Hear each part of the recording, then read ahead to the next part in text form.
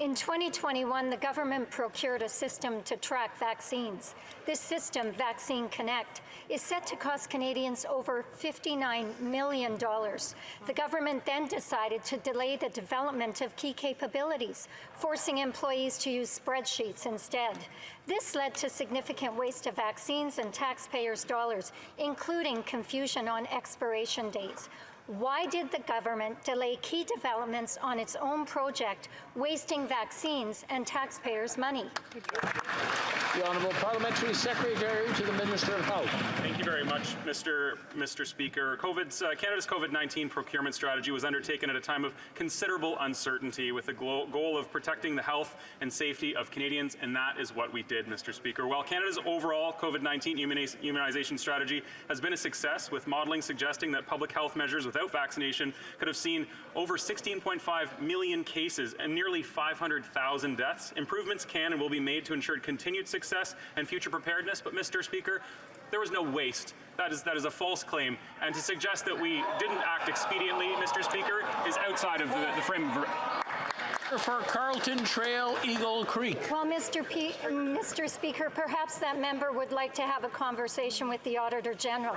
In her report this morning, she made it clear the government is on track for almost $2 billion in wasted vaccines by the end of this year. Over 15 million doses wasted so far, with the potential of the majority of another 55 million set to expire in 26 days. This government took vaccines meant for underdeveloped countries, the only G7 country to do so, while wasting billions in expired vaccines. When will this government stop its wasteful spending of taxpayers' dollars? Good job. The Honourable Parliamentary Secretary. Vaccines during a deadly pandemic was wasteful. Context matters, Mr. Speaker. At the start of this pandemic, no one could predict which vaccine would be most effective, and with an increased global demand, our government prioritized protecting the health and safety of Canadians. Exactly. We will continue to work to keep securing the vaccines that Canadians need while taking measures to manage our supply and reduce wastage, Mr. Speaker. As recommended, we will also continue to work with provinces, territories, and Indigenous partners to enhance data sharing across jurisdictions and partners through a pan-Canadian health data strategy. Thank you, Mr. Speaker.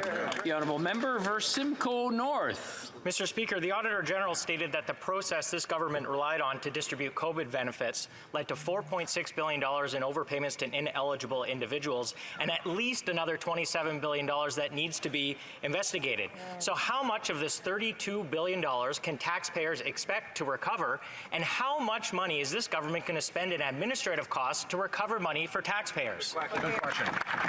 The Honourable Minister of Employment. Parliament approved an approach that was attestation-based and then rigorous post-payment verification. As a result of that approach, Mr. Speaker, Canadians were able to put food on their table. Canadians remained attached to their job. We positioned our economy well to come roaring back at the end of the pandemic. It has. 117% of the jobs have been recovered, and our public health outcomes are the envy of the world. The Honourable Member for Simcoe North.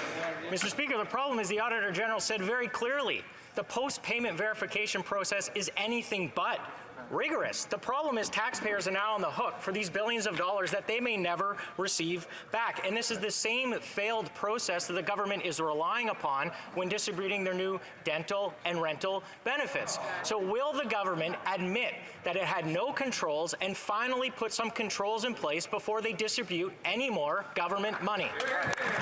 The Honourable Minister. That we are pursuing a very rigorous post-payment verification process based on best practice in the world of risk-based analysis. Mr. Speaker, we are taking a compassionate approach. We absolutely paused repayment during Omicron and other things that came up during the pandemic, but I can assure this House we are on top of it and we are following up.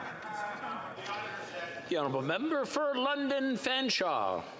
Families are frustrated and anxious about the state of our emergency rooms. Sick kids are